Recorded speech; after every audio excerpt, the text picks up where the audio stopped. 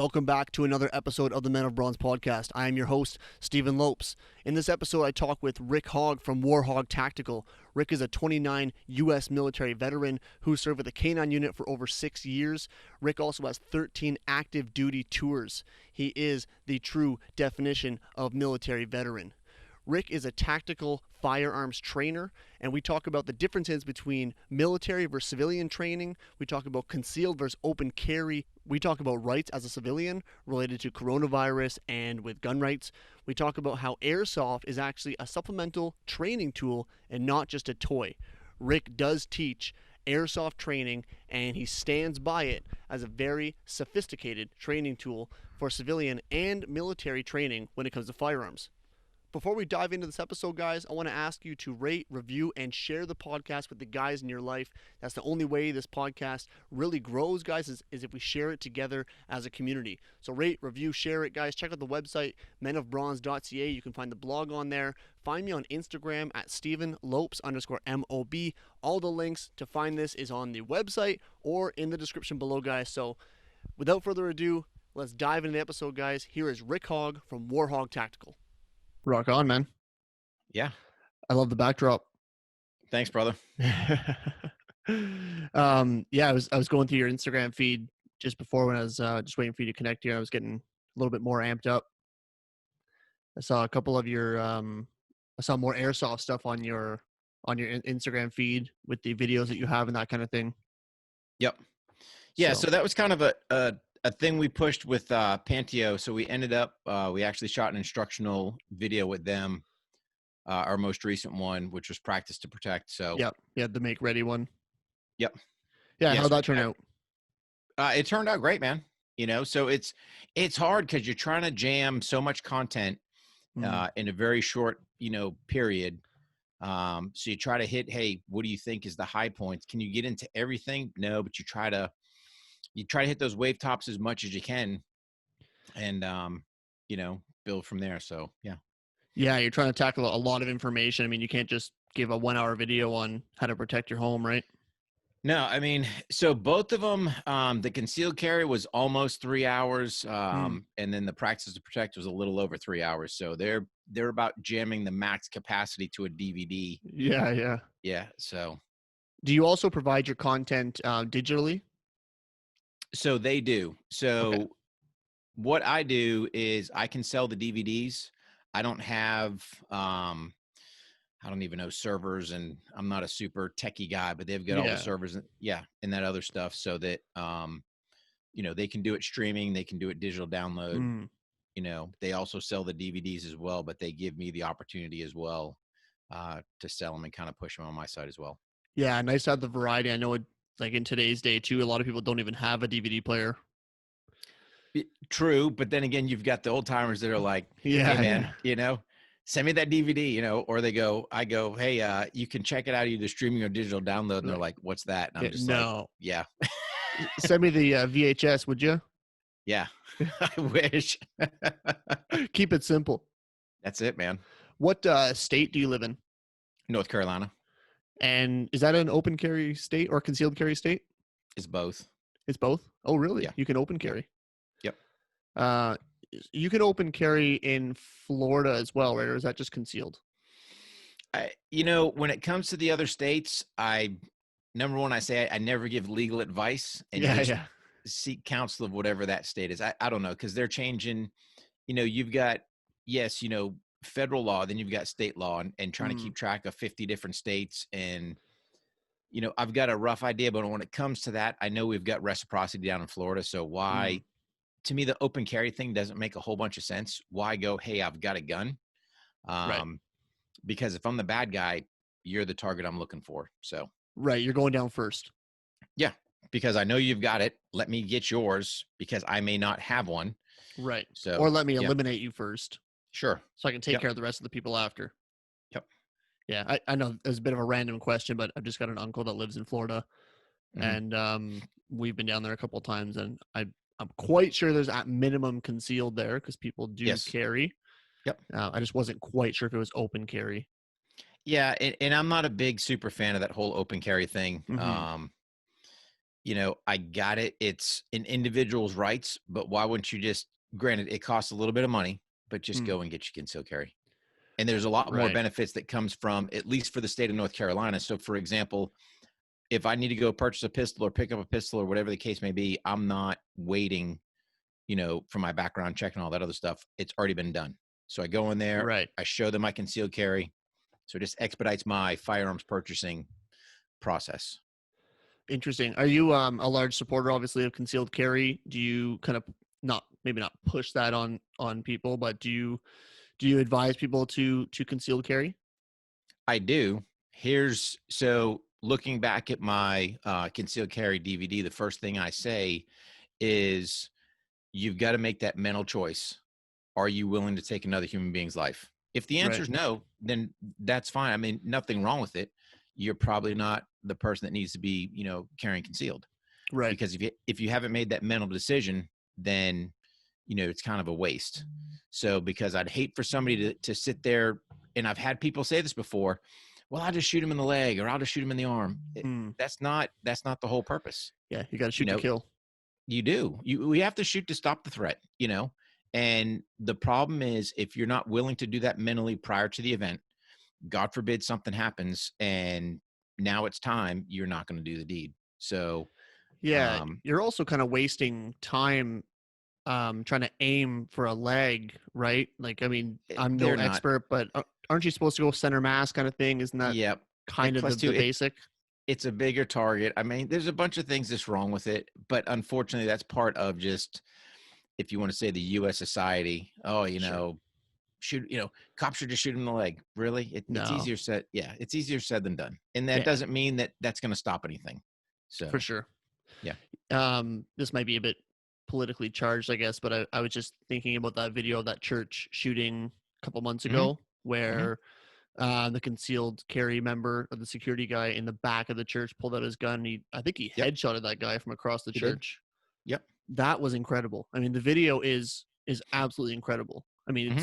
it's sickening to see, for lack of a better term, a bad guy come in and kill someone, but it's extremely impressive. His reaction time, his composure, his Hmm. shot was incredible. Yeah. So And again, he was a former, I believe, FBI agent. So he had some training and background.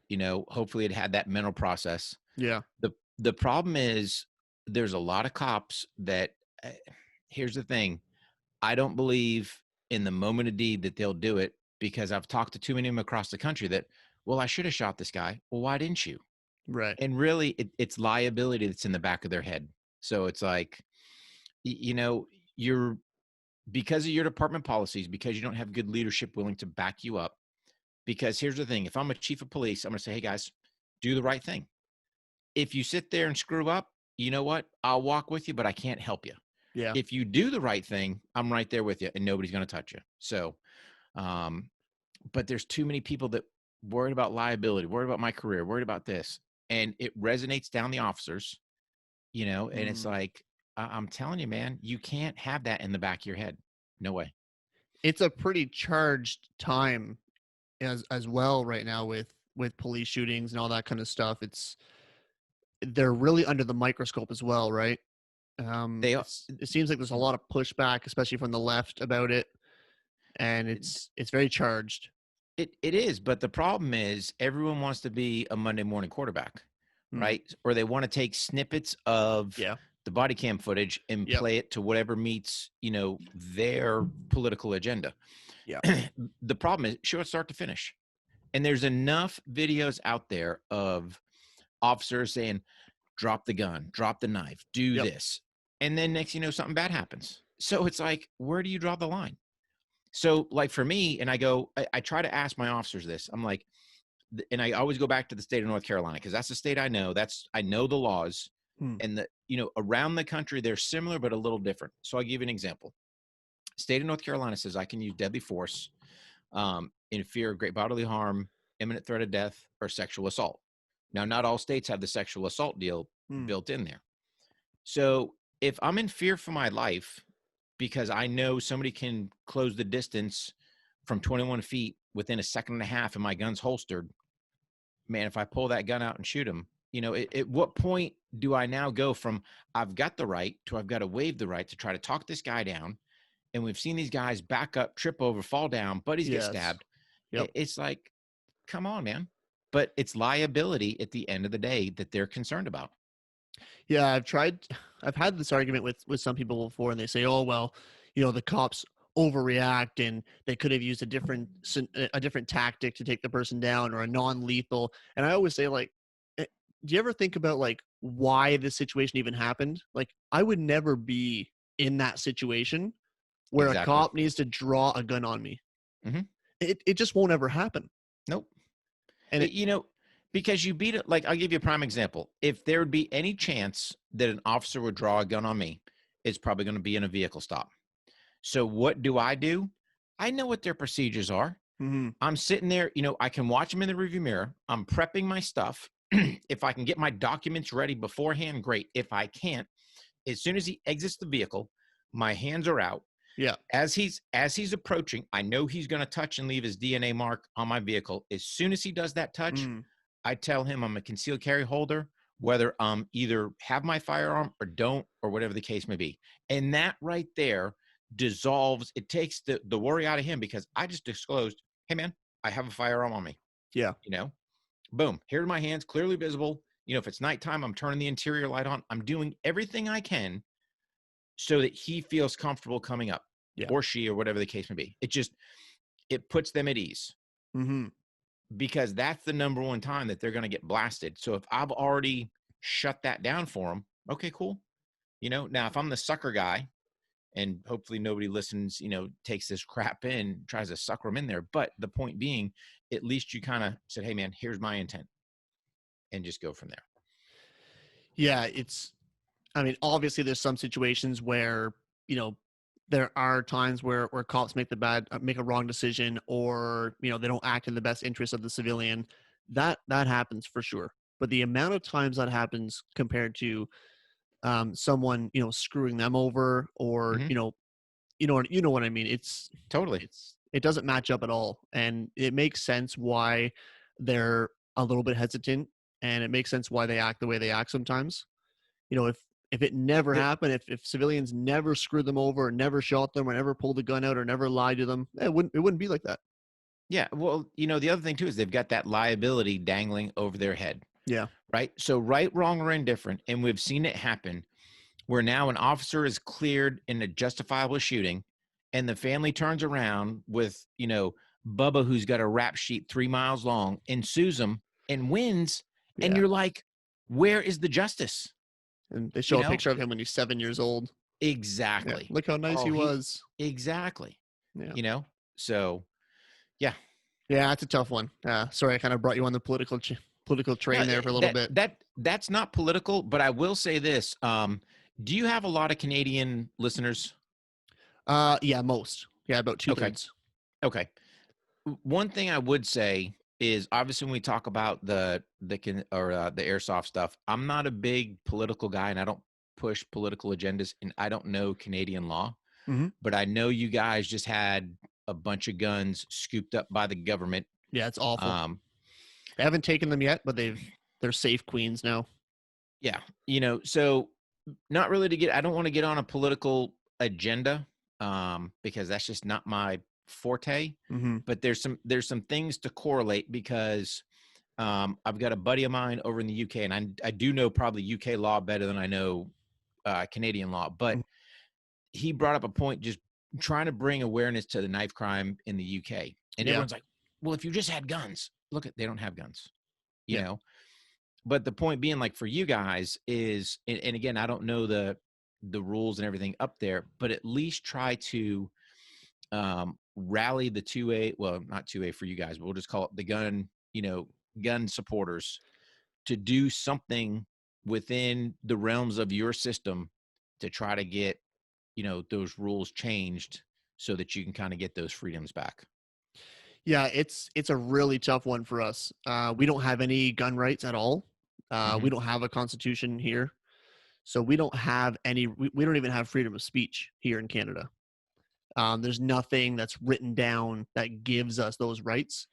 So the government is allowed to restrict our speech. They're allowed to restrict our rights to firearms. It's really sad.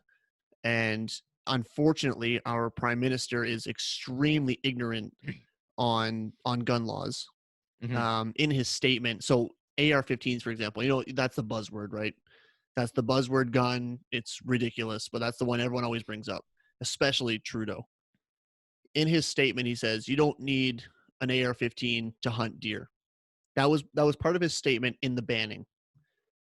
AR-15s are already banned in Canada. You can't hunt with them.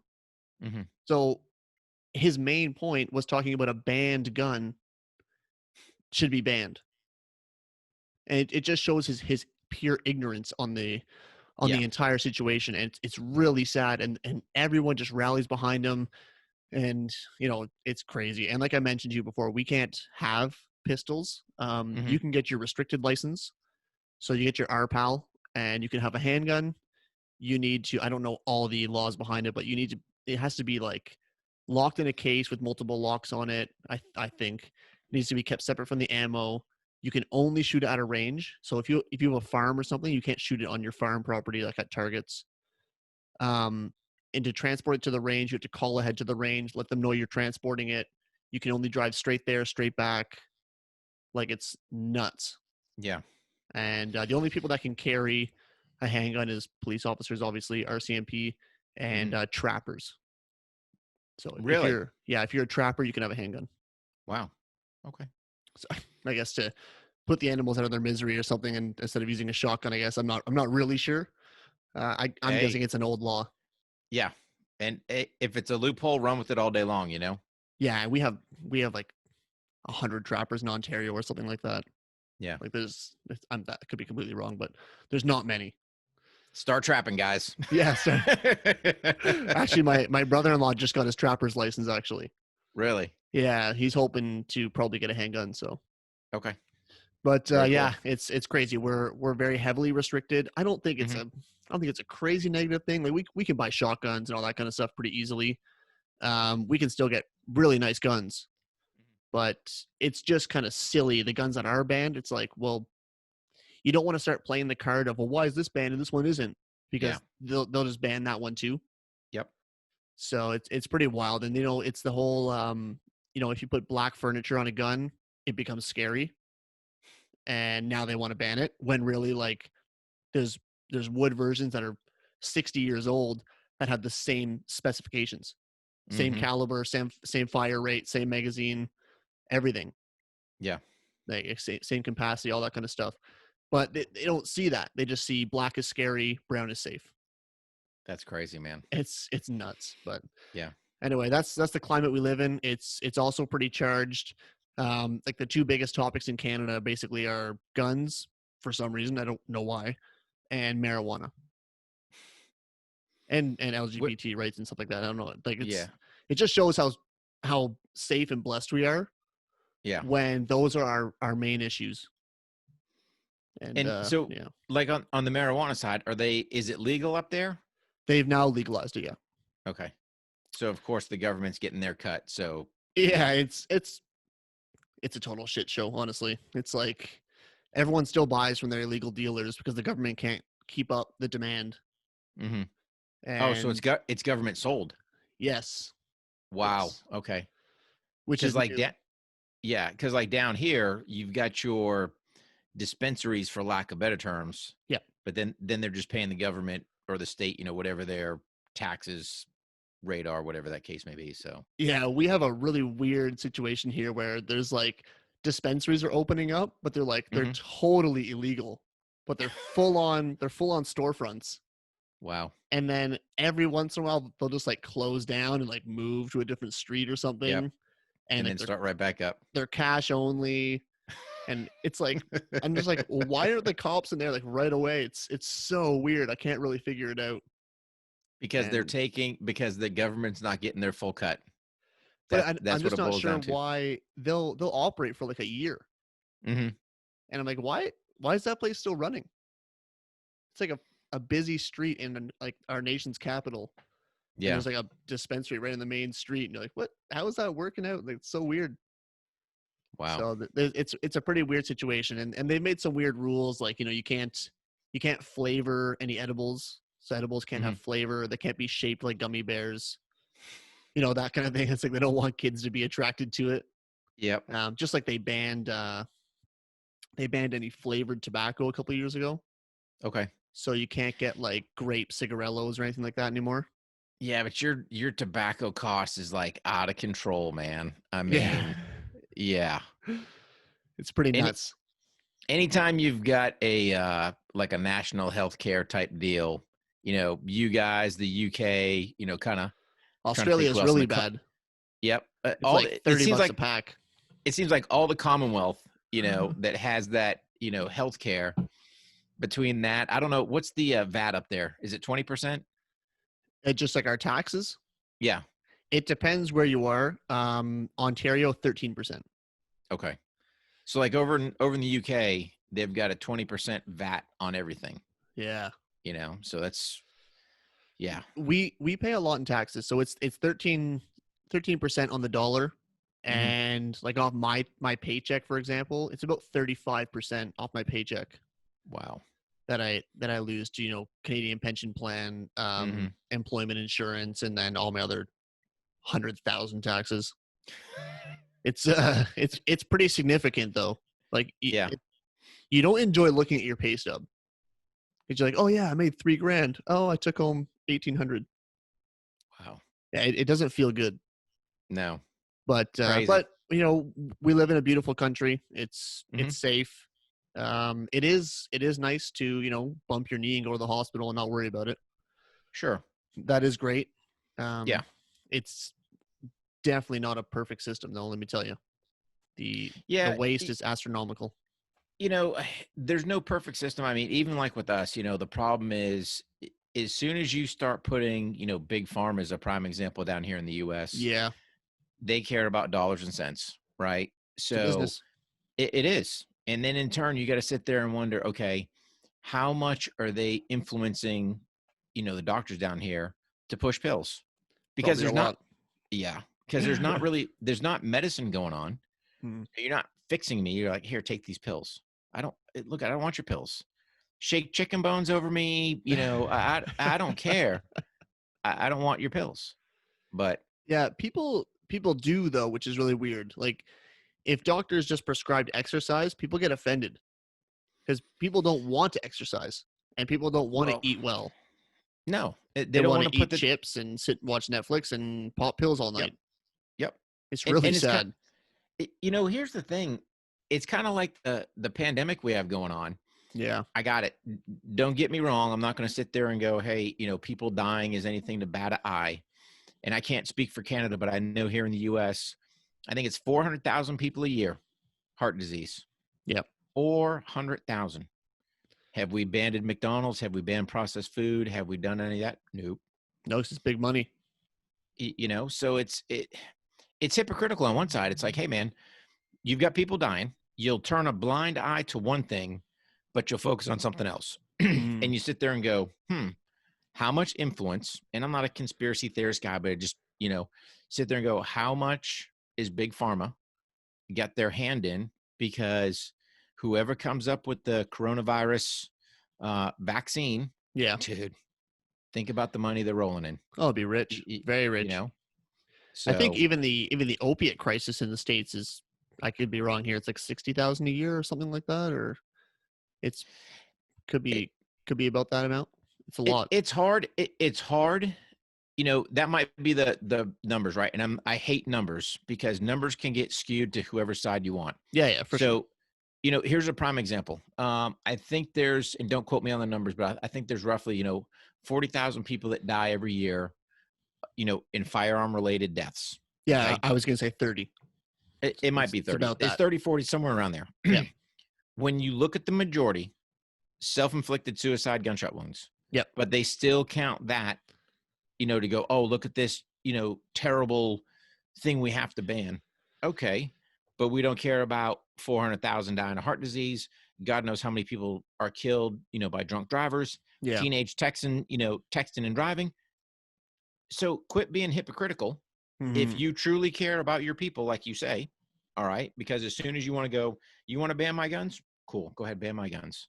But you better ban everything else killing people in between and see what happens there. And they won't. So it's just hypocrites, man. I think it's pretty crazy the influence like the mainstream media has in the States. I pay attention a lot to what goes on in the States. Mm-hmm. I really do consider you guys our big brother, and so I keep a close eye. I appreciate you guys a lot, and one day I always joke like, can't wait till the States come and just take us over. So can we just become the big state up north? Yeah. But it's crazy the amount of influence the mainstream media has. Like obviously, like school shootings is a huge thing. But anyway, I might get in trouble here. But you look at the amount of deaths, and it's like 10 kids, which is awful. You want 0 kids. Sure. But 100%. But just like you said, right? So here's the thing with the media. Look at, the pandemic we got going on. The U.S. media has done nothing but inject fear into the U.S. public. Yep. So originally, and I go back to what CDC first put out. Wash your hands, which number one, I don't need the federal government telling me to wash my hands. And don't put your fingers in your mouth. Okay, I'm not 3 years old. Thank you for that tidbit. I appreciate it. Thanks for the reminder. Exactly. They get a little smarter. They go, all right, hey, you should keep distance away. Okay. Then kind of, we recommend a mask. But then the mask turns around. It's not the mask for protection for you. It's protection against other people. Right. So this whole thing's been skewed from the get-go. And, it's just because I am by no means any type of microbiologist, but I know this. A virus needs a host to survive. And as soon as the media starts going, well, it can last a day on cardboard and 5 days on stainless steel. I'm like, what magical powers do these, innate objects have? Yeah. and it just, what's it do? It gets people all stirred up. And I'm just like, people stop. And yeah, so that's kind of my 2 cents on the media. All they should have said was, hey, we're going to repeat what CDC said. Yep. Wash your hands, keep your fingers out your mouth. We'll give you more. But they're so driven, like with U.S. politics, if a politician says something, even if they get new information, it's like they don't change. So why can't you just go, hey, guys, check it out. We don't know. What's wrong with saying we don't know? Here's our best recommendations. We'll keep you posted as we learn more. The biggest shame is economy shutdown, I think. And I mean, the fear, I don't know how it is there, but the fear here is unbelievable, man. People are driving in their cars with masks on. Like, why are you in your car with a mask on? Exactly. You got the row in your car? Are you like, it's everywhere? Well, here's my whole point, right? So nobody ever defined what this virus is, what it does, how long it lasts, how big are the particulates. There's no information put out. So I'm sitting there going, all right, shelter in place. We know it's an airborne past virus. So if my neighbors next door are contaminated, or infected, I should say, and they're outside coughing, right? And these little particulates go up in the air. Oh, I've got my air conditioner running, and now my air conditioning unit sucks that thing in. Does my HEPA filter protect me? Am I safe from it's just like, guys, stop. Stop. I mean, I got what you're trying to say. I got your shelter in place. But you got to pass a little. Yeah, the fear is real, though. The fear is real because the media not for me, but no, neither for me. I mean, here's the deal. But the media pumped it down our throats. Yeah. Look at the numbers. People are dying. Cool. How many people just died, drunk driving? Because, oh, by the way, the state left all the liquor stores open. Oh, man. Liquor sales here are like skyrocketing. Exactly. They didn't shut them down. No. Because, again, that's tax dollars for the state. And I hate to go back, but it's like, how do you pick and choose what you're doing? And I feel bad for the restaurant owners, man. And the, waiters and waitresses, man, they got hammered. Yeah, absolutely. Well, my wife is a small store owner, a small business owner here in Almont. We live in a small town of about 5,000 people, and they had to close their doors. Government issue, whatever, like government order. It's like, it's crazy. Yeah, but it's tough. I felt the same thing because we totally shook up the 2020 Mm, schedule, stuff we had on the plate, cancellations. My last class I ran down in South Carolina in March, supposed to be a full class. And as it starts getting closer, more rubbish is being pumped out. yeah. Guys are going, yeah, man. And some guys were honest. They were like, yeah, mama said you ain't going out. And you got to respect it. And I told Yeah, it's everyone, I was fine. like, hey, dude, that's you picking your personal safety. I'm never going to buck you on that. Yep. But then it was like, we had a pause point and go, all right, how do we recoup, figure out? And yeah, that's been, now it's just trying to circle back with all the ranges going, hey, you guys open yet? Because again, I've got 50 separate states, 50 separate rules. Who's doing what? What's the magic number? Can we gather more than 10? We're outside, but I don't know, man. Gentlemen, I want to interrupt this conversation just briefly to remind you yet again to rate, review, and share the podcast with the guys in your life. Also, check out our website, www.menofbronze.ca. Join me on Instagram at @StephenLopes_MOB. That's where you can find me, connect with me, reach out, and let's have a chat, guys. But let's not waste any time. Back to the conversation. So we're starting to open up, which is nice. yeah. My hunting license was canceled. I'm hoping we're able to get back in there because I want to get my firearm license as well. Because I want to start shooting things. So yeah, we need to get a license for it. You guys don't need a license, right? You just need a background check for a firearms purchase or a hunting license. For a firearms purchase. Yeah, firearms first is just a background check, unless, at least for the state of North Carolina, if I've got my concealed carry permit, I can just go right in. That is my background check. Yeah. We need our firearm acquisition license, and then we need our hunting license as well to actually use it. And they're a combined thing. I think they're only combined. I don't think you get them separately because there's no real point because you can't do anything with a gun license. Except for shoot at a range, I guess. It's like, we're pretty limited around here. The only thing we can do, we can shoot clays in someone's backyard if you're in the country. So that's nice. Really? Wow. Yeah. Okay. I mean, you can shoot in the country as long as they're shotguns, and you can shoot rifles, I guess, too. But it depends where you are. Yeah. But we don't have the freedoms you guys have. But it's you've got 50 separate states, 50 separate laws. So we've got some of our unfree states, which, believe it or not, you see the most desire for firearms training. You look at California, for example. I used to think California was probably the worst state in the country. Really, New York's worse. But the people that do own firearms there, they're screaming, especially the pistols, man. They're screaming for it. So hats off to them for that. For sure. Yeah, it's good. Well, let's transition into some training stuff. Yeah, buddy. So you're a 29-year U.S. vet. U.S. Army Special Operations. Yeah, and you've done 13 combat tours. Yes, sir. So thank you for your service. Thank you for your support. Like I said, being up north here, I still appreciate all the military service people, men and women, in the Canadian forces and the American forces, because we're all a big team, and we wouldn't be here if it wasn't for you guys. So, well, like you said, it's a team effort, right? So we've got the Five Eyes, which anyone who's not familiar, obviously U.S., Canada, UK, Australia, New Zealand, comprises the Five Eyes. So those are kind of, if you want to say, our closest allies. So yeah, absolutely. And I've seen your guys over there, and I've worked with you guys. So super bunch of guys, and yeah, always a pleasure. Good. Glad to hear that. Yeah. And on top of that, you're also you were a canine handler as well, right? Yes, sir. So did you have your canine in Afghanistan? You did, because I saw a couple of pictures of you with in combat scenarios with your canine. Yep. Tell me a bit more about that. So, originally when I was asked to be a canine handler, man, I was like, really? I don't want to do it. I mean, I'd been around the dogs, obviously, all my deployments, they'd saved my life prior to, but it's like, I don't want to be that guy.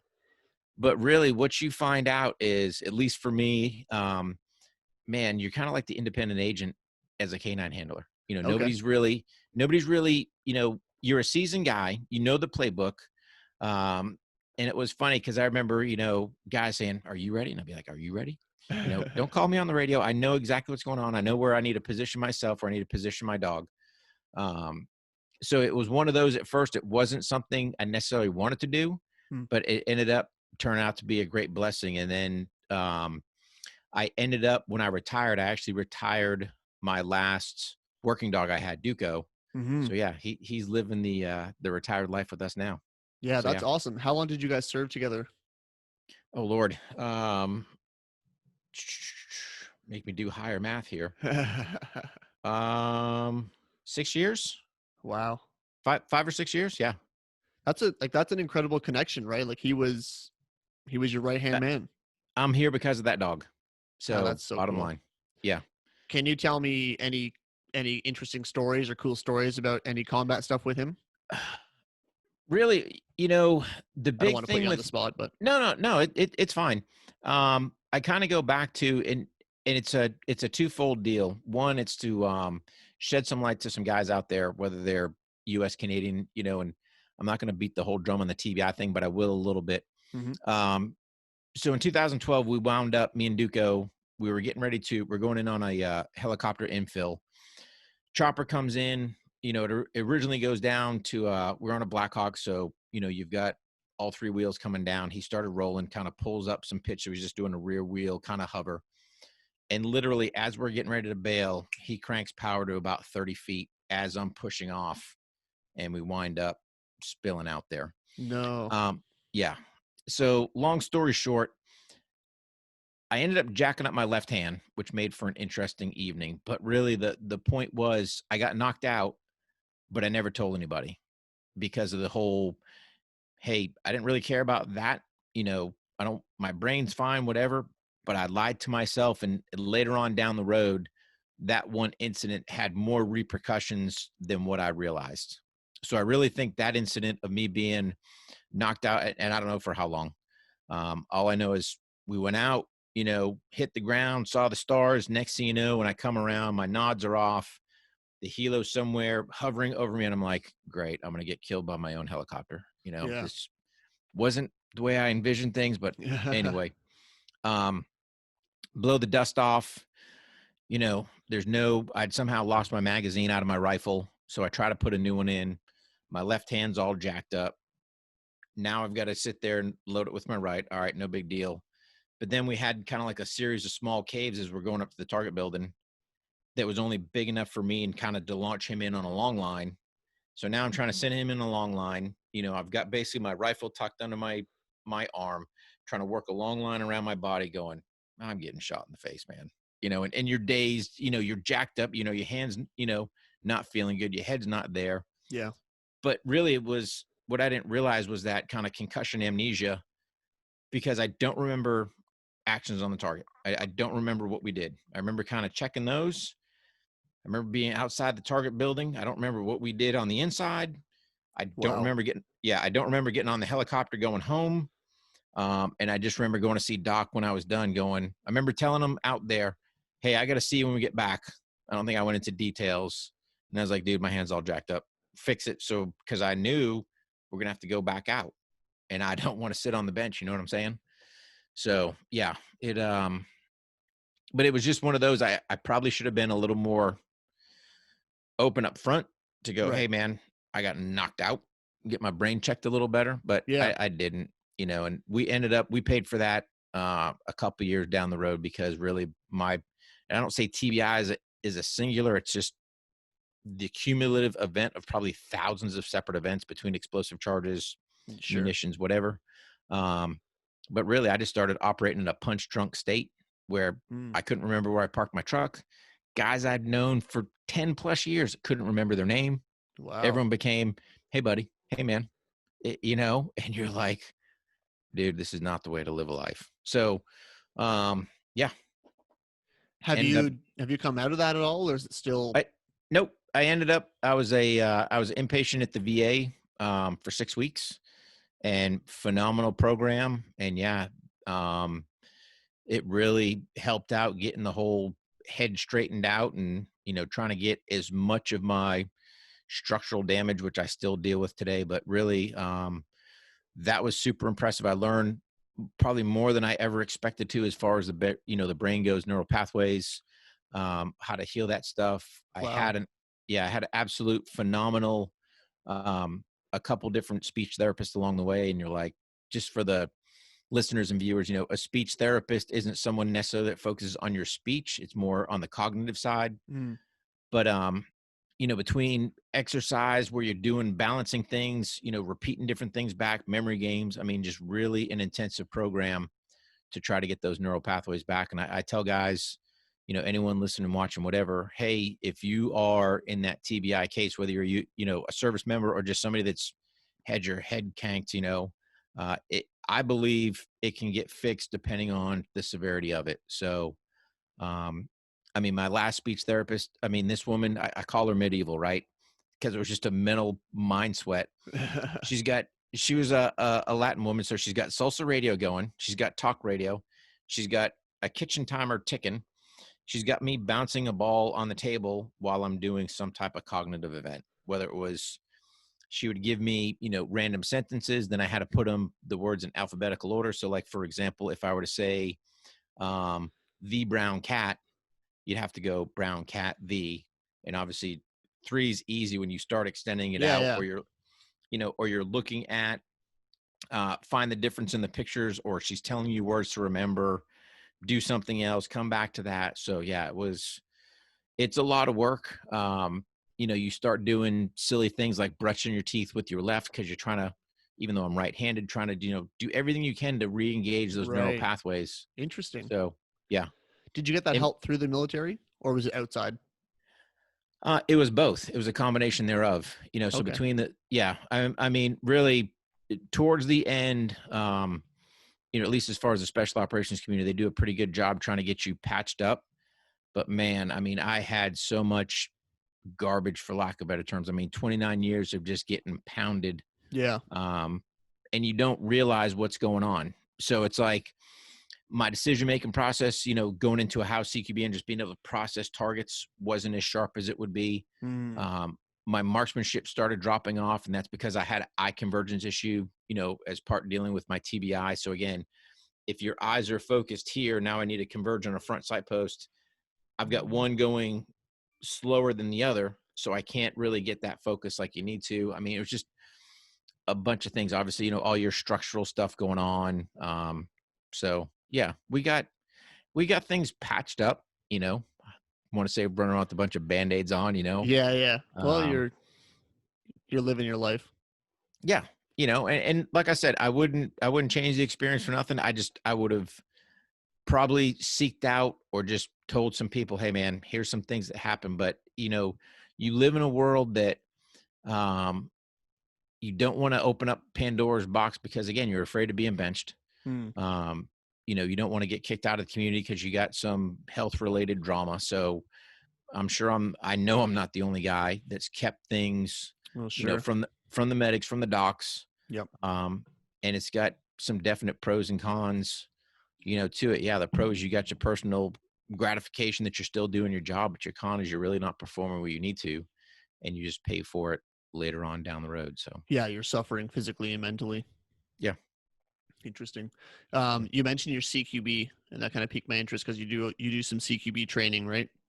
Mm-hmm. What does CQB training look like for an average civilian, like someone like myself? I really don't do it on the civilian side. Okay. I mainly stick with that just for my military law enforcement, because typically you don't have a bunch of shoot houses around the country.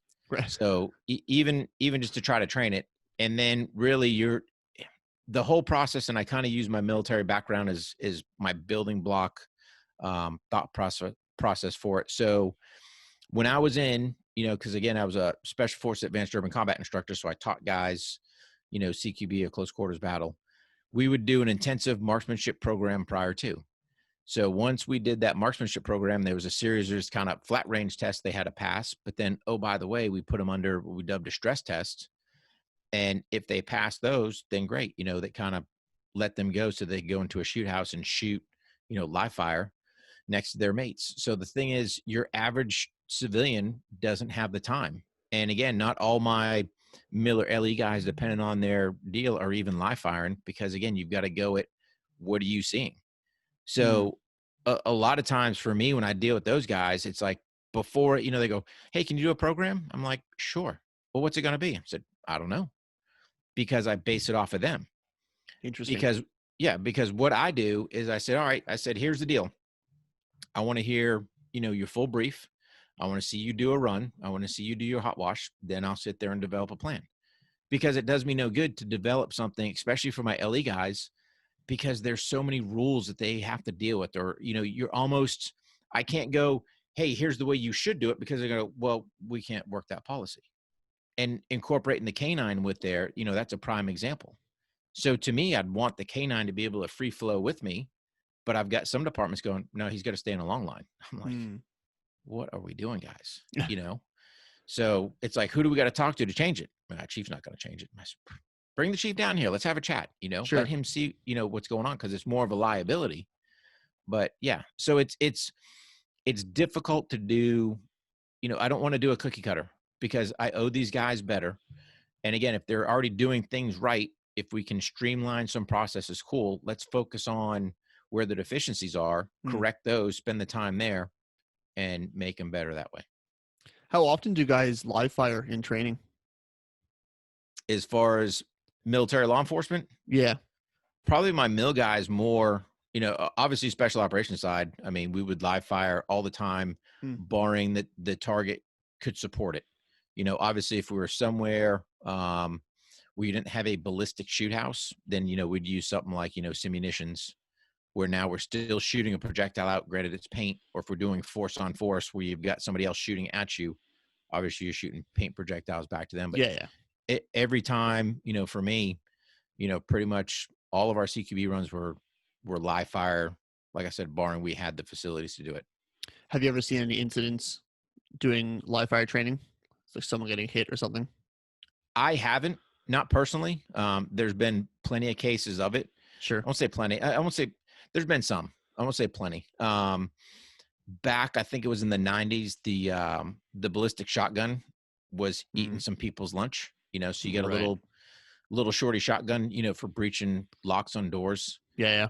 And again, where it's small, compact, and now I'm using it. Now I'm stowing it. Hey, it was a pump action. If you accidentally, pumped around in there, didn't get the safety on, there'd been, a couple guys that have been shot in the calf and stuff like that from that. Nasty. I know. Yeah. So I don't know that anyone had a career stopper from it, but then again, I don't know every, I know some people have been jacked up from it. And then obviously, not having a ballistic shoot house, if it's not coordinated properly.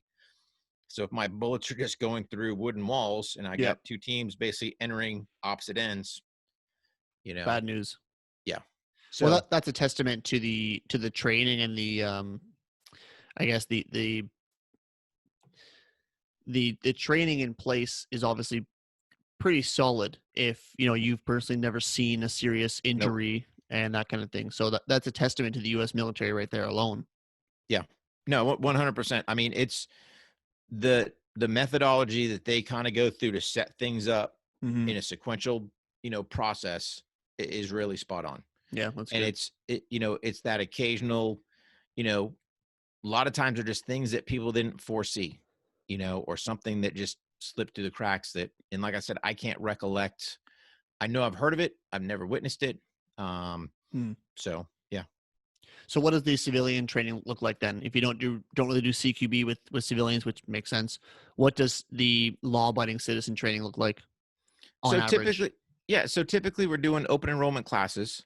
So it's either pistol, carbine, or a combo thereof. So we just try to mix and match around the country, what fits. So like I said, so typically for my unfree America, i.e. California, New York, Massachusetts, what do I got? New Jersey, all those states there, they primarily focus on handgun because that's what, they gravitate to. So for me as the trainer, I've got to basically I got to swap. When I tell these guys their round count versus doing, hey, load up 3 mags of 15, we do 3 by 10. So I just got to do a little bit of math on my back end because I calculate all my round counts out for them so that, hey, we're getting all our drills in like we need to. But a lot of times, I'll have guys just kind of cold call, say, hey man, can you come out to wherever, like to put you on, a carbine class or a combo class or, whatever the case may be. So, we just kind of do that and go from there. So like the class we have this weekend down in South Carolina, it's just WarHogg 2-day, pistol course.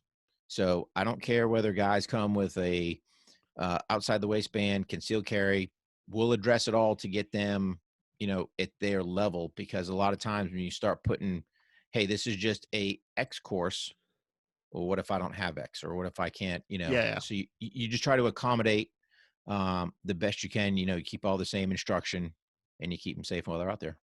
Is the main instruction like, how to draw the firearm safely, effectively, fast, that kind of thing? Is that the main training, how to use the firearm, and then also targets, or are you doing other kind of odds and ends?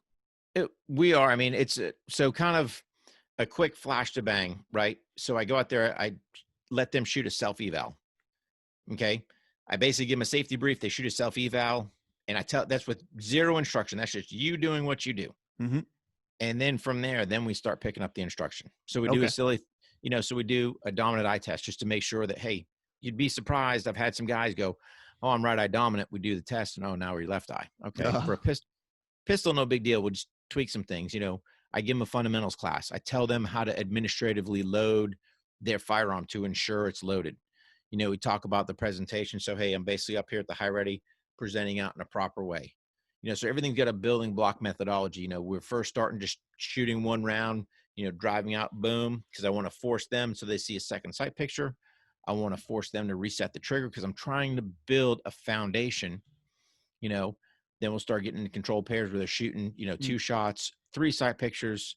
We'll talk about mag changes. We'll talk about drawn from the holster, whether they've got a concealed, either a concealed rig or outside the waistband, or even like my LE guys show up, they're running their duty rigs. Cool, man. We address some of the stuff. So everything's kind of individualized a little bit, as far as that goes. Multi-target engagement, just some different shooting drills in there. We pretty much culminate Saturday afternoon. We reshoot the self eval so that guys can see, hey, here's from just some instruction. And again, I don't harp, this is the way to do it. I give them some parameters and let them figure some things out. Mm-hmm. They reshoot the self eval, and then we kind of set up some cone movement drills. And then if they want, I've got the brute force bags out there if they want to do a little added physical duress while they're doing it. And typically they're all out there grabbing the bags and going to town. So yeah. So that's how we end up, Sunday afternoon. Can you explain to me how the right eye, left eye dominant works? Say you're using a rifle, just a standard rifle, doesn't matter what kind. Mm-hmm. And I'm a right-handed shooter. I would say that I'm right eye dominant, which would make sense. It's easier to look with my right eye, right? Mm-hmm. What if I'm left eye dominant? What does that change for me? Ideally, what you'd want to do is swap to where you shoot that rifle left-handed. Really? Yes, you could still shoot your handgun right-handed, because really for the handgun, it's merely just bringing the head over a little bit and merely just bringing, sorry, knock my mic there. Yeah. Merely just bringing the hands over to that left eye. I mean, it's a very easy fix on that one. The problem comes in now if I am shooting my rifle right-handed, left eye dominant. Okay. Ideally, we want to shoot with both eyes open. Now what happens when I'm shooting both eyes open? Now I've got this left eye. Now you kind of got some dramas going on sight-wise, how those things are being picked up. So ideally, if somebody can just go, idea if they can go left-handed. And that's where the whole airsoft thing comes in, because it can go, hey, you can get a guy, if you find out, hey, you're left eye dominant, and you sit there and go, man, it's probably going to take me a bit to work that real firearm left-handed. Yep. You can still do your dry fire stuff, but man, shooting that airsoft, I think, is a definite accelerator to helping you increase that learning curve. So I contacted my brother-in-law before this about, I said, man, we should go airsofting sometime. And he replied, nerd alert. how have you combated people, looking down on airsoft and whatever you want to, Because the way I presented it, because I was the same way, right? So it was really this year that my mind was changed. So if you'd asked me last year, hey, what do you think about airsoft? I'm going to tell you, nerd alert. Yeah. Bunch of kids running around out in the woods. Yeah, playing dress up. Yep, playing dress up, shooting each other. However, when I went to the EVIC booth this year at SHOT Show, I used the gunpowder target. That's what sold me. I'm like, this is a viable supplemental tool. I was actually on their site earlier tonight. Yep. So, the 32-inch, I'm not going to lie, the 32-inch target's a little pricey. I think it's around $2,000. But Ooh. yeah, but they do have a 24-inch coming out here, hopefully next month. That's going to be about 500. So, and I'm telling you, man, to the viewers, listeners, it is worth it. So if you go to WarHogg Tactical on Instagram, I don't think I've posted anything on my YouTube, which is WarHogg Tactical as well, but you can see where, especially during this pandemic, you know what? I'm training. I saw it. It's awesome. I trained this morning before the sun came up. Yeah. I got my workout in, and what do I got? My gunpowder target out there, and I'm getting after it. So, and I did it when I shot the video. I said, all right, I said, if I'm going to be true to myself, I'm not shooting another gun. I think it was like 2 or 3 weeks prior to that video. I said, yep, I'm still carrying. I'm still doing all my law-abiding stuff to defend myself and my family members. But I said, I am not going to physically go to the range and shoot a firearm. I said, I'm just going to focus on airsoft. So number one, it allowed me to figure out, hey, what's some improvised targets? Because of course, those things, as I learned, rip through cardboard. Yeah. Then I stole one of my wife's bread pans, and then that, it's denting in the back, but at least it's holding it. We got the gunpowder target, so that opened up some options. But I wanted to show people, hey man, here's some different opportunities. I used my Bob, punching target, where now I've got a 3-dimensional target. So there's all kinds of varieties that you can do right here at the house that, your range may not support you doing some of the things that you want to do, but you can do it all right here. And oh, by the way, 5,000 BBs, $20. Yeah, So, it's cheap. Yeah, cheap. Yep. What kind of airsoft handgun do you have? So I got a couple different ones. So I've got a Glock from Umarex. I think they sent me a Walther and an HK, and then I've got a Archon Type B, which is the normal handgun I use, and I got that from EVIC. That's so cool. And it's, when you say it like a Walther or whatever, is it these actual companies are producing these, or are they just giving over their designs or something? So they are licensed. So I don't know the backside details, but I know they're licensed, so whether it's from, Archon, Glock, Walther, they probably send them CAD drawings is what I'm guessing, because here's the interesting part. Because you can disassemble these pistols, and for the most part, and I'll just use the Archon as a prime example, because the Archon uses a patented what's called AF speed lock system. Just the way it locks and the way it keeps its low bore axis on there. They've got that same AF speed lock system on that pistol. Interesting. So yeah. Now the Glock, on the Glock, it's not doing your classic Browning tilt barrel design just because it doesn't need to tilt down. But you still, when you take it apart, you still, take down levers the same place. Recoil spring still looks the same, all that stuff. So there's some definite similarities in there when it comes to using them. So yeah, to the viewers, listeners, man, here's the thing. Watch my stuff, see how I'm using it, and see how it's a supplemental tool to your regular firearms. Yeah, I think, sorry, before I should go on that, I want to ask you, do you use CO2 ones, or I know there's green gas? Green gas. I use both. You use both? Yep. CO2 gives a better kick. Is that what I've heard? CO2 does. CO2, depending on the firearm, or I don't say firearm, depending on the airsoft tool, because I caught myself saying firearm there. I'm like, no, it's not firearm. Yeah. Depending on the airsoft tool, it seems like your CO2 actually lasts a little bit longer, because what happens with your green gas, there's a couple different ways. You've got some pistols that you load it via the magazine. you've got some that you actually, there's like a cylinder inside the pistol itself. So on those, there's some artificiality because I can't do a true magazine change like I normally would. Right. But I personally find, you know, yes, I can top off. So if I'm going to shoot a drill and I'm running green gas, if I've got the time and, you know, I can do it, I'm going to top that thing off green gas every time, just so I know, hey, it's plussed up, ready to go. So if I'm loading the BBs up, might as well top it off. Where on the CO2, yes, it gives me, I feel, a little more kick. It lasts, you know, I'm not having to swap it out every reload. You know, I'm probably getting about 3 or 4 mags worth. So it just depends on, you know, really here's what it boils down to. It's kind of the same things I told the viewers on the instructional video. Depends your access point, right? So if you live somewhere where there's airsoft capable stores or whatever that sell green gas, cool. It's a cheaper kind of economical deal.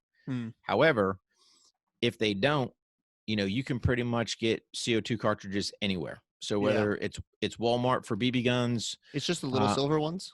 Yep, little cylinder ones. You know, whether it's dive shops, you know, anything, bike shops. Because again, when I was mountain biking, you know, I used to have my little CO2 cartridge. So hey, should I get that flat and need to swap out the tube? Boom, you know, I at least got something to fill it back up. So again, it's just availability. So it's one of those that you've got to do some research a little bit on your end. So, and how does shooting the airsoft gun compare to shooting a real handgun? Kick wise, feel, that kind of thing. You're not getting the same recoil. You know, that's just the first and foremost. Makes sense. But all the mechanics, short of being able to do a WarHogg check, which some people are going, what's that? It's basically a press check, but I dub it the WarHogg check. Okay. What's a press check for us that don't know that? It's when you pull the slide back so that you can look to see, hey, is there a round in the chamber? Oh, okay. So that's one of those, when I'm doing my administrative load, once I have the students load, they present back out to target, they draw the pistol back to go, yep, there's actually a round in the chamber to confirm. Because think about this, if I'm, you know, a law-abiding citizen, military law enforcement, I want to ensure I've got a round in that chamber. I don't want to sit there. Sorry, go ahead. No, I was just saying, I don't want to bet that maybe I didn't seat my mag all the way. Right. I racked the slide and I don't have one in there. So it's a cheap insurance policy. Some of these guns, though, you can, I mean, short of there being an actual round in there, you can actually open the chamber, though, right? Oh, yeah. You can lock the slide back. Yeah. Is like chamber the right term there? It'd actually be slide. Okay. So, slide. Yeah. So the chamber's where the projectile, whether it's your BB or actual bullets going into. The problem is where you can't do your WarHogg check on an airsoft is because, number one, I've got to I have to lock that slide all the way to the rear to physically look down because that chamber is a little bit further down in there. Okay. Just on the design. And the thing is, I forced it in the instructional video because I think it's an important point. Because the thing is, if I'm using this as a supplemental tool, I don't want to change up my routine. Yes, there's some artificiality where I've got to drop the magazine a little bit so that I can actually look and go, yep, there's a BB in there. Okay, let the slide go forward, then seat the magazine. I get it, but it's the processes of going through. Yeah. You know, the rifle, on the other hand, there's grosser, what's the word I'm looking for? There's just more things you can't do with it, right? So for example, yes, you can lock the bolt to the rear. I can use the bolt release, but it's really doing nothing short of aesthetics is all it's doing. Because the thing is, like, if I want to do, let's say, a tactical magazine change where I'm basically taking a magazine out of the firearm that has some bullets and replacing it with a full one, on the airsoft design, you end up having BBs fall out. So it's right, you know, and then, all right, hey, did I get the BBs back in there? You know, it's just, and same thing on the lash. The only way you know you're out of ammo on the carbine is when you're squeezing the trigger and no projectiles are coming out. So it's not like the bolt locks back to the rear. Yes. Because that's an electric system. Now, my understanding, you know, talking to some people is they are in the midst of making, a system where, airsoft carbine the bolt will lock back. So you get some better bolt type properties, but I don't think they're there quite yet. Because the pistols, the slide will shoot back, right? Oh yeah. The slide will lock back in the last round. Which is pretty Absolutely. cool. Oh, 100%. Cool to The have that only, realism. it is the only thing, I caution the viewers, listeners out there is when you do a speed magazine change is a couple different things. Number one, if you are going to do it, have something underneath. So the ground isn't necessarily the best thing, because now if I'm running a green gas on some of your green gas, it's on the magazine base plate, and you wind up potentially getting dirt debris, into you where you're going to, load this thing back up with the green gas. Yeah. On some, there's a small little tit that you got to pull back to pull the plate back that I've seen kind of pop around. So can you do it? Yes. I would just recommend, like I did in the video, I just had my padded rifle case just underneath me as just a little more insurance policy that I'm not going to have any dramas or, wreck my equipment so I can't train later on. Yeah, ideally you're not dropping your magazines on the concrete floor. No, they're not like your standard mags, just because there's more going on with them. Have you done any airsoft like combat stuff for fun? Join the kids in the woods there, anything like that? Nope. Are you interested in trying that at all? Not really. Because I'm sure it's fun. I'm sure it is, and then they'd all be going, hey, why is this old guy picking on us and beating us all up, Because I've seen some airsoft videos on YouTube. The guys who do take it really seriously, the guys who are, they're filming. They've got cameras on their rifles, and they're doing like sniper stuff. Yeah, there's some cool. Yeah, I mean, there's some definite applications, right? But again, when you look at it, what's your application for it? Now, do I think there's a definite, civilian mil LE application? 100%. Because if I set it up right, especially my own house, could I clear my own house and actually shoot projectiles? Yes, I could. I need to get everyone out, get the dogs out, and then just make sure that, hey, whatever targets I have, it's going to stop, because now when your wife comes home and there's holes in the drywall, she's probably not going to be happy. Yeah, you're in trouble. Yeah, but, I think so think about this, right? I go back to my LE guys, because really I feel for those guys because they're undertrained. I could sit there and use a section of my department, basically, rope it off and go, hey, we're going to conduct room clearing exercises using airsoft, trapping the BBs right there in the safety of my own department. I could get everyone on the same sheet. Here we go. I could actually, use my same duty firearm that I'm running now. Hey, if I want to put my light on there, whatever. So now that I'm at least training as close as I am to what I have, and then, with the guys that I'm actually going out there on the street with. So 100%, I agree. There's some functionality that crosses over. The thing is, guys just have to open up their eyes a little bit and go, hey, how do we get these things? How do we use them? And just have a good, solid plan. Don't fall into the toy trap, because they're not. They're a supplemental training tool. Yeah. Yeah. And they can cause damage. 100%. And you'll see them, you see me harping with that gunpowder target. It even reminds you, hey, put your eyes on. Hey, don't shoot at things you're not supposed to. So iPro, number one important thing. Cool. We're rounding it over an hour now, so we should kind of wind down. I got 3 questions for you. Okay. What are your favorite weapons? Pistol, shotgun, rifle? One of each? Yeah.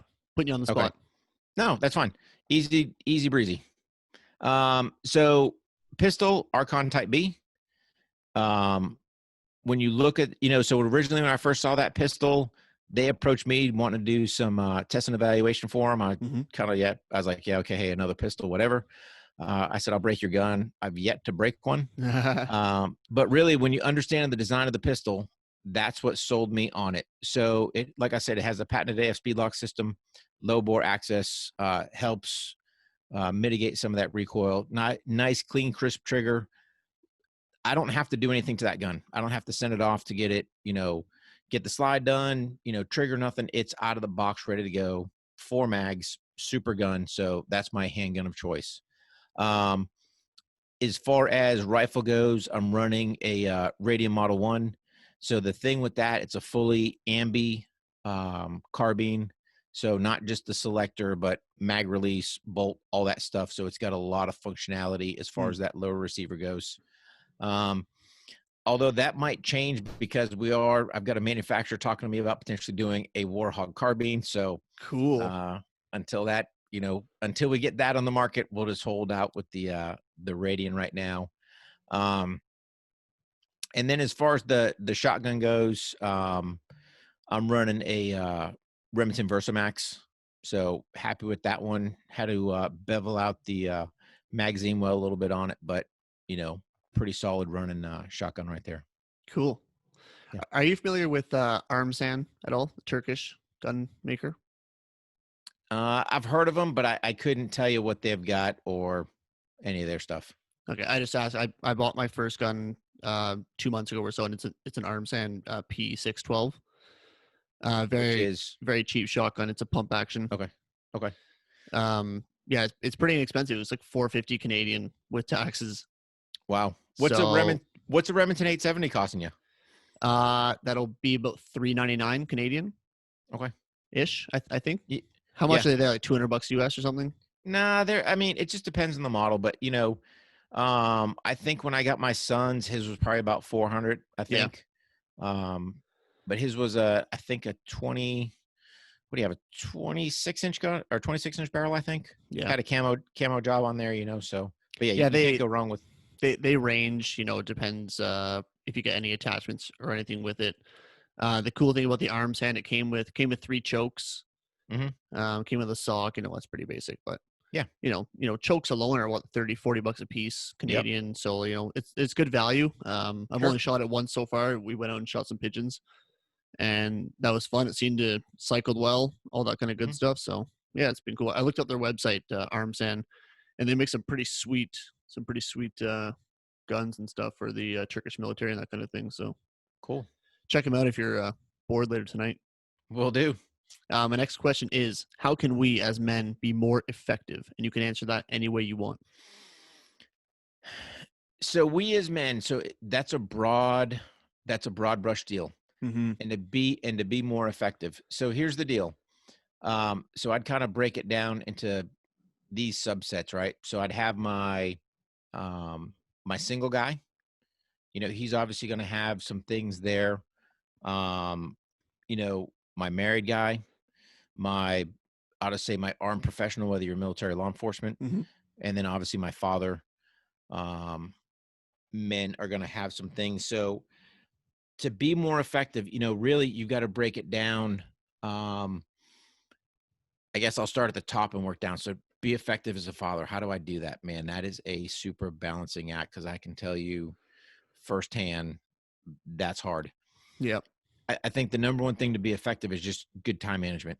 How can I manage my time? How can I prioritize my time the best way I can? And I'm guilty of it, guys. So don't think I'm any super saint, because I'm not. Unfortunately, when I was in, that stole a bunch of my time. My family members will tell you that. Even now as an entrepreneur, that takes it. But that's something we're trying to work on, is being efficient with your time.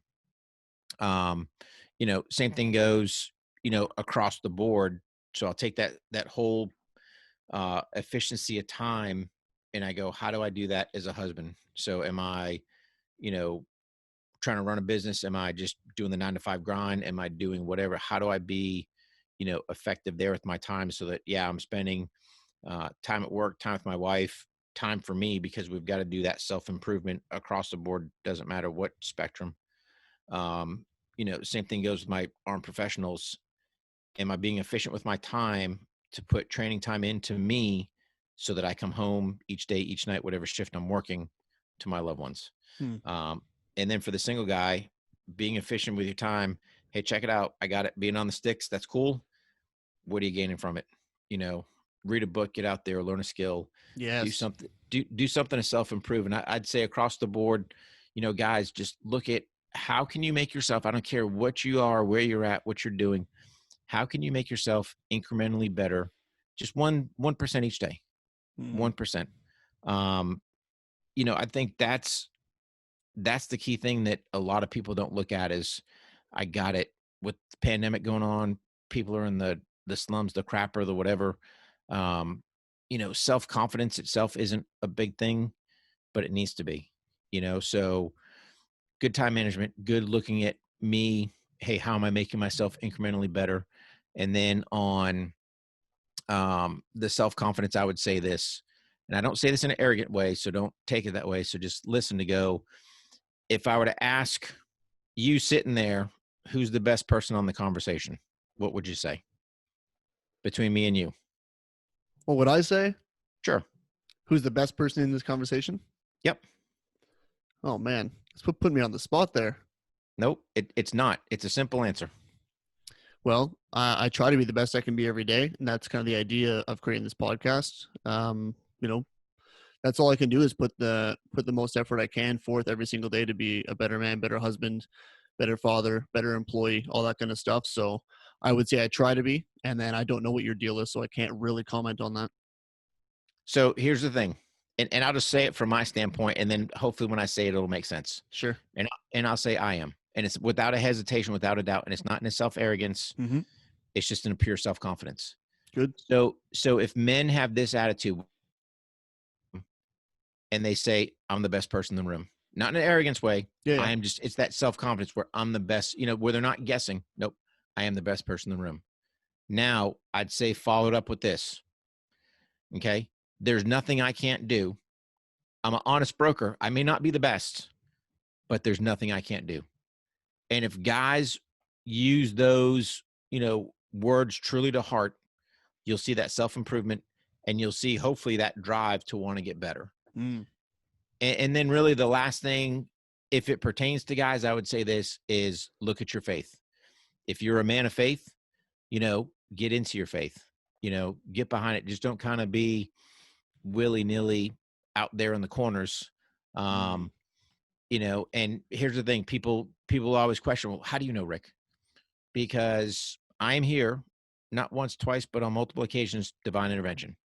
There are things that happen to me overseas that I should not physically be here on this world, but they happen numerous times. I walked away unscathed. So if that's, if you are a person of faith, grow in your faith, get stronger. If the people you're around isn't helping you with that, go find other influences, go find, what you need to do. I got it. Sometimes reading a Bible isn't always the most enriching, but there's enough things out there that can help you spiritually and with your faith, and go find other men of faith and go walk with them. So, amen, brother. That one hits home for me. So I appreciate that last one for sure. Yeah, no, it's, because a lot of people don't want to talk about it, and I'm very open. I'm very open as far as my faith goes. And like I said, I solidify it because people always go, how do you know? How do you know there's God out there? Because I'm here. And they just look at you like, unless, and I don't want to say unless you've experienced the battlefield, but the experiences that happen, if it was once, you could go, yeah, it was a fluke. Twice, and I was a man of faith beforehand, don't get me wrong. But it solidified the faith there, so that now when people go, well, how do you know? Because I'm here. It's great, man. Yeah. That's awesome. I appreciate that. Yeah. It's a big laundry list. It really is and isn't, but it kind of depends on different categories that you sit in. And, to me, if you are, that armed professional husband, father, man, and I speak from experience, it's a hard road, man.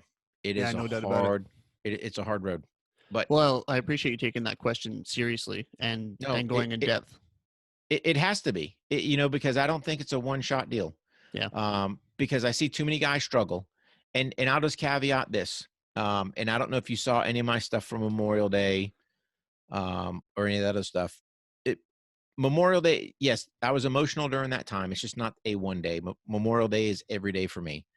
But the part is, it really, when I did the podcast with Josh Boyer on my backstory, you could hear it in my voice, but it wasn't a video. But really is when I did that video with Panteao Productions that the emotions came out. I didn't expect them to. We're just, hey, talk about me, tell me about, and then next, it just resonates some stuff. And I told him, I said, you know what, keep it. And I said, here's why, because I said in there and this goes especially for the guys out there that have, lost buddies, whatever the case may be, it makes you no less of a man because you have emotions. Oh, for sure. And 100%.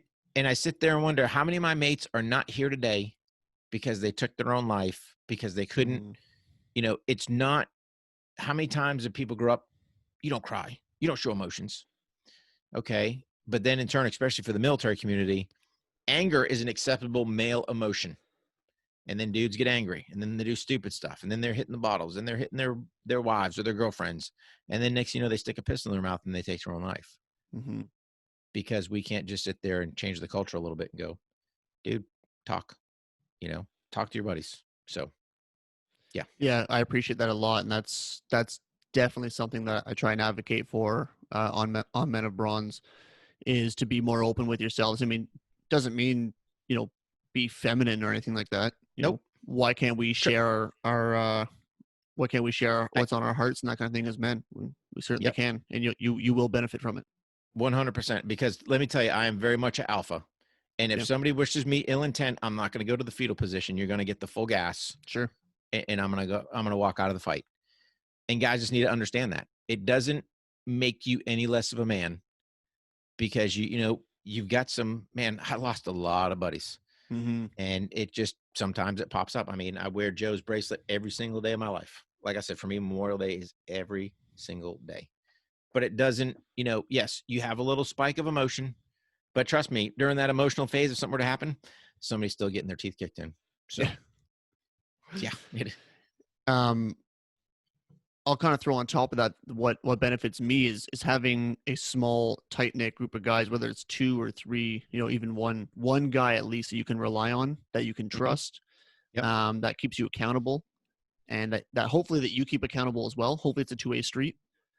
And it's so crucial, so important to have at least one guy in your life that you can call up, or even just give a text, or call him to come over, or that you get together once a week with, whether that's in the form of a Bible study or whatever it is, whatever that looks like.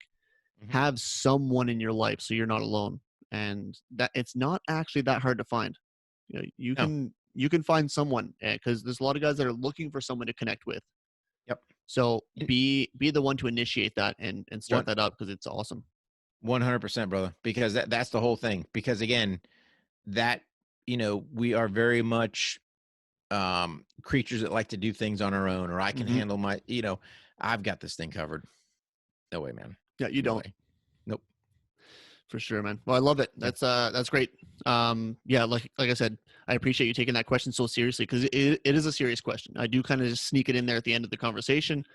But it is a serious question. So I appreciate you taking it seriously. And again, I want to thank you for your service. Everything you do for the Western nations. I know that's kind of encompasses Britain and that kind of stuff too. But for all of us up here, we wouldn't be as safe as we are if we didn't have Big Brother down there. So I appreciate you guys, everything you guys do. And I appreciate your insight tonight as well. And the last thing I want to ask you is just, where can people find you? Your social media, your website, all that kind of stuff. Yep. So the website is warhogg.com. So it's WARHOGG.com. And then all my social platforms, YouTube, Instagram, Facebook, Twitter, is all WarHogg Tactical. Awesome, man. That's great. Yeah, we'll make it easy to find too. We'll synchronize all those things when I post it on Instagram, that kind of thing as well. And on the website, on the, quote unquote, blog post as well. So we'll put all the links in there for sure. We'll make it easy for people. And absolutely. I appreciate you coming on, man. Yeah. And the one last plug I'll put in is they can also go to, it's On the Range podcast. So that's on, I think, Anchor, Spotify,